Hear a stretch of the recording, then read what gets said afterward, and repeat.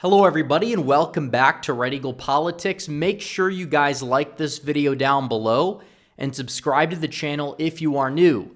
So Donald Trump, in recent polling taken after the Iowa caucus nationwide against Joe Biden, he is defeating Biden by 4 percentage points in the latest Harris poll. He is clearing a majority of the electorate on his side. They push the undecideds one way or another, and Donald Trump maintains a 4-point lead. I don't know how this can be because we were told for months by all these never-Trumpers and neocons that when Donald Trump basically won Iowa when he became the nominee, if that would happen, which it basically already has, the polls would shift drastically away from Trump and into the hands of Biden because they believed all the polls are skewed to fit the media narrative to prop up Trump, and it's like, no, probably not. The polls are showing what they're showing. It doesn't mean the election's over, but it means that if the election were held today, Donald Trump would win, or at least Donald Trump would be the clear favorite.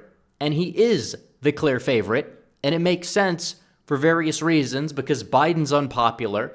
And if he's up in the popular vote, he's definitely doing very, very well in the swing states because Donald Trump usually does better in the swing states than he does nationally because you have all of these, coastal, deep blue populated strongholds for the Democrats like California and New York, and obviously states like Illinois in the middle.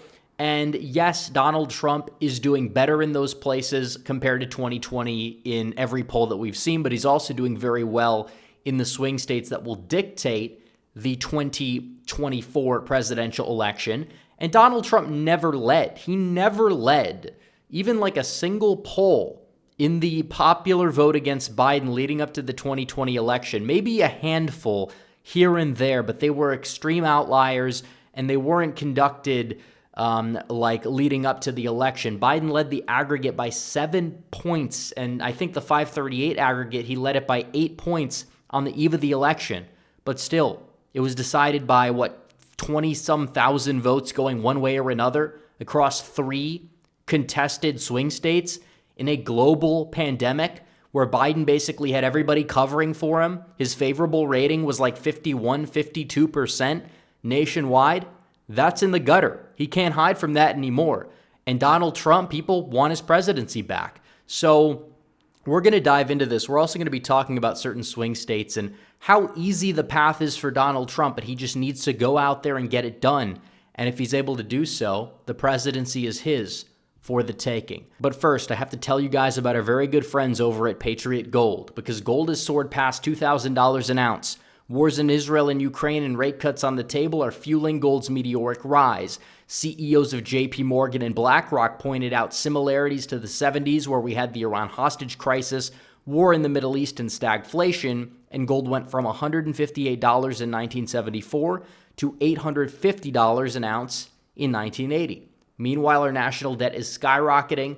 In 2010, our debt was $13 trillion, gold was $1,000 an ounce, and now our debt's $33 trillion. Gold hit $2,000 an ounce last year. That is a direct correlation. Donald Trump warned that the U.S. dollar no longer being the world standard will be our greatest defeat in 200 years, so call the proud Americans of the Patriot Gold Group today before it's too late. Mention Red Eagle Politics and you'll always get best-in-class service from Patriots Protecting Patriots. Their consumer affairs top-rated gold IRA dealer 7 years in a row, and Patriot Gold is a no-fee-for-life IRA where your IRA or 401k can be in physical, gold and silver, and you may be eligible on qualifying rollovers. So call 888-857-8696 and get your free investor guide today, or visit the link in the description down below. So Trump leading Biden, this has not really been out of the ordinary for a while, but we are knocking on the door of election season. You see Biden going out there, he's giving these unhinged speeches, which mainly are serving to appeal to his own base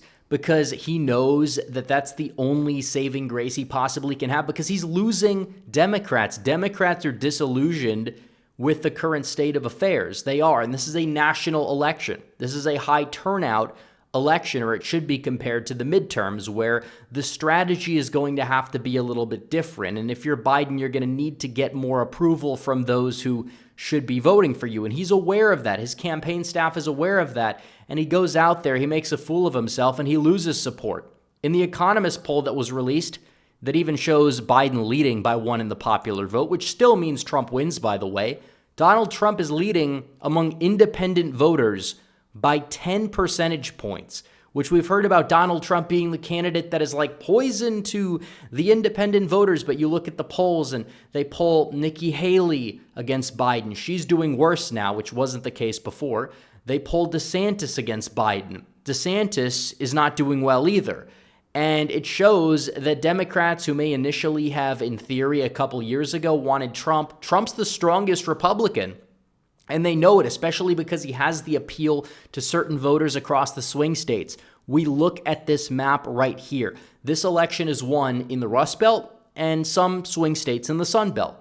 And Democrats are kind of conceding Georgia a little bit in terms of their funding. That doesn't mean they're giving up on it completely. That doesn't mean they can't put money back into it. But what it means is that they know that Biden is struggling with his own base. The Democrat coalition, it's not all that stable. And Georgia is a state where black voters are like 35+% of the electorate or so. They are a demographic that Joe Biden needs to do extremely well with if he wants to win the state of Georgia. And when you're not going to have COVID level turnout and Donald Trump probably is still gaining a little bit here and there in rural Georgia, it's a recipe for disaster. And that's why Donald Trump leads the polling in Georgia by 5. And even the same polls that had Republicans losing the state in 2020 are showing Republicans doing very well there this time around. The polls that were accurate in the midterms, the polls that were not accurate in the midterms, they're all showing the same exact thing here and now. So you could disregard the polls if you happen to be somebody who's in the Biden camp, but it doesn't exactly make a difference at the end of the day, the way things are going, because they all show the same thing. They all do.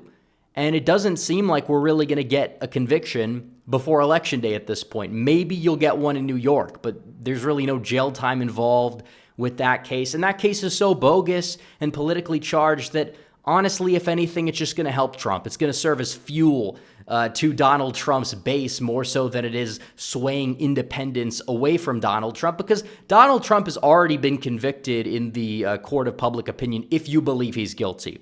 If you don't believe he's guilty, or if you believe that these are politically charged allegations, you probably believe that Donald Trump is innocent. You believe he's the victim of a political witch hunt, which is what I believe. It's what his supporters believe. It's what a lot of independents actually end up believing. So in the grand scheme of things, it doesn't seem as if this whole conviction thing is really going to hurt Donald Trump. And we've seen some polling that shows, only 20% say they would vote for Trump if he's convicted. First of all, he's not going to be convicted. Second of all, that's an extremely leading question. And we've seen polls that ask the question a little bit differently. Trump loses a little bit of support, but not a whole lot. I would anticipate that it would be like the Access Hollywood thing. He'd lose support in the polls for like a week or two. The party would rally behind him, and then he would start to, gain a little bit. It'd revert back to the mean and probably not impact him that much. This election is going to be won in the trenches across 6 states. That's what matters. And we see this new poll that shows that the swing state voters prefer Trump or anybody else to Biden, but mainly Donald Trump. You talk about who's going to energize the support, inspire turnout. It's none other than Donald Trump. He's going to be the nominee. And what does this show? It shows that nowhere across these swing states, Pennsylvania, Michigan, Wisconsin, Nevada, Arizona, Georgia, North Carolina, not a single state shows that the support for the re-election of Biden is above 26%. Yeah, Biden's probably going to get more than 26% in these states. We know that. We understand that there are a lot of people that are brainwashed, liberals, they have TDS, you name it. And they're going to vote for one reason or another. But is it going to be enough? Not necessarily. Donald Trump going out there should be able to get it done against this president. It's true. Biden is super unpopular. He has a 39.8% approval rating. That is a lower approval rating than Hillary Clinton's favorables were back in 2016. Donald Trump, in terms of his favorable ratings, which is not entirely the same as job approval, because Biden's favorables and job approval at this point are roughly the same, but Donald Trump, he was consistently approved of in the mid-40s, possibly high 40s on a good day. whereas Donald Trump's favorable rating is more in the low 40s because you have people that will vote for Trump no matter what, but will say they disapprove of him because they don't like his personality or something like that. I firmly anticipate that those numbers will go up because the primary's over. You know, this bitter fight between the Trump wing, the DeSantis wing, the Haley wing, that's basically out the window. Trump's going to be the nominee. He's going to get everybody's endorsements. They're going to rally behind him. His numbers are going to go up. Biden basically has the full support of his party apparatus, but it's not helping him. He's down there at 39.4%. And even in the midterms, his approval rating was like 45 in terms of the electorate that showed up. But right now, Biden's not doing so hot. And you could talk about, the economy, it's recovering.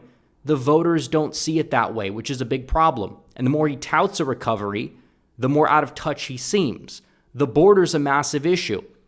He's saying Trump's rhetoric on the border is too scary, and he's just throwing out these outlandish comparisons with Trump's rhetoric, but you look at polls on that issue, and a majority of Americans agree with some of the most controversial comments that Donald Trump has made on the issue of immigration, whereas Biden's approval on the issue is 32.3% and 62.8% disapprove. And most damning of all, you look at the polls concerning the direction that the country is headed in, and Joe Biden is completely screwed in this department because you don't even have a quarter of the country that says that the country is on the right trajectory. It's not going in the right direction. That means people are looking for a change, and in swing states especially, states like Michigan, Wisconsin, Pennsylvania, they're not seeing any economic recovery, the K-shaped recovery that Biden keeps touting. When it comes down to this election, you talk about these states. Trump should win all of them if everything goes right. You should win Georgia because of the fact that you're going to be, getting voters out to vote. And I think that just changing the approach, embracing more early voting, that's going to be enough. And also because of the fact that black turnout, I'm not saying that black voters are going to vote for Trump necessarily in high numbers at all. But what I'm saying is when they're disillusioned with Biden, that means you're going to see little bit of a drop-off in support. You're not getting COVID-level turnout. Also, Pennsylvania, Michigan, Wisconsin, razor-thin states in 2020. Donald Trump should be able to pick them off if everything goes right because Biden is hated. He just has to stay on message, which he's been on, compare and contrast his administration to Biden's administration, and keep on going, and he'll probably be fine.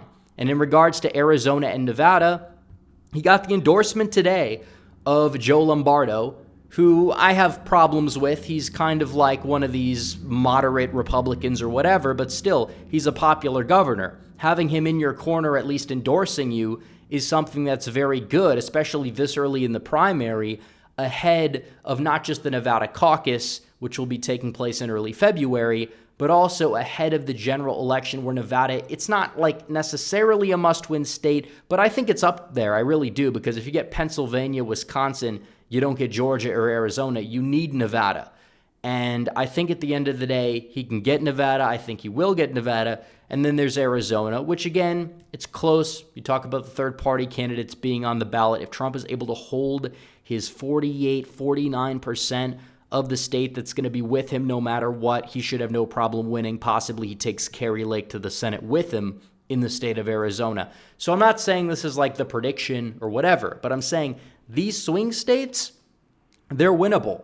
And as of right now, Donald Trump is the favorite in all 6 of them. He's going to hold every state he won in 2020. You're not seeing blue Texas. I'm skeptical that Democrats are even going to contest North Carolina at this point, especially as the Republican Party there is extremely competent. I think Trump's going to hold the state, especially with Biden's approval staying in the gutter. So it's going to take a miracle of miraculous proportions to elect Biden at this point for another term. I will say you can't take anything for granted, but I will say that the swing states, Democrats are panicking in them. Donald Trump is surging across the board, and it seems inevitable. Americans love a good comeback story. They really do.